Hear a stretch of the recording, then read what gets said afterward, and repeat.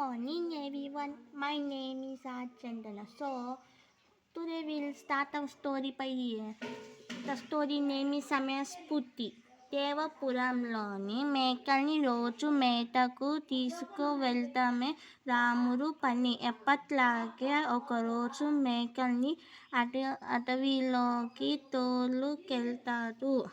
అతనికి తోడుగా వెళ్ళే స్నేహితుడు శివుడు. ఆ రోజు పట్నం వెళ్ళే పని ఉండటంలో అడవికి వెళ్ళలేకపోయాడు. గడ్డి ఉన్న దగ్గర మేకల్ని వదిలి కాయల కోసం మామిడి చెట్టెక్కాడు.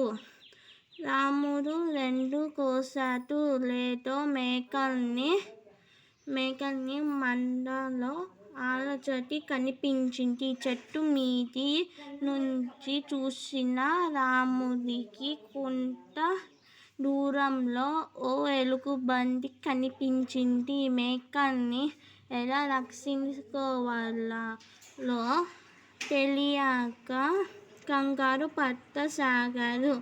ఇంతలో మరోవైపు నుంచి సింహ గర్జన వినిపించింది.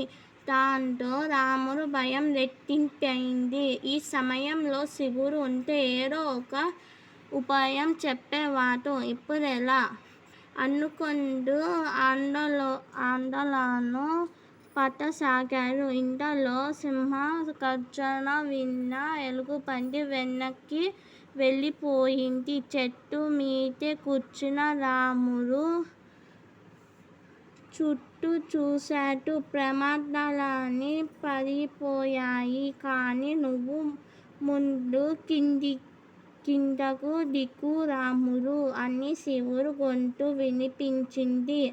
ఆశ్చర్యంతో దిగిన రాముడు ఎలుగుబంటి సింహాన్ని తప్పించుకొని ఎలా వచ్చావు అని అడిగాడు. నీ దగ్గరికి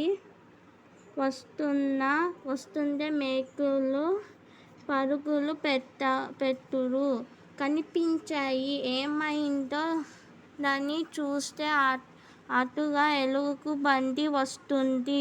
నువ్వేమో చెట్టు విడున్నావు. వెంటనే నాకు వచ్చిన మిమిక్రీ విద్య ఉపయోగించి సింహంలో బంధించాను. నిజంగానే సింహం అనుకొని ఆ ఎలుగు తోక ముడిచింది. ఇలాంటి సందర్భాల్లో ధైర్యంగా ఉండాలి.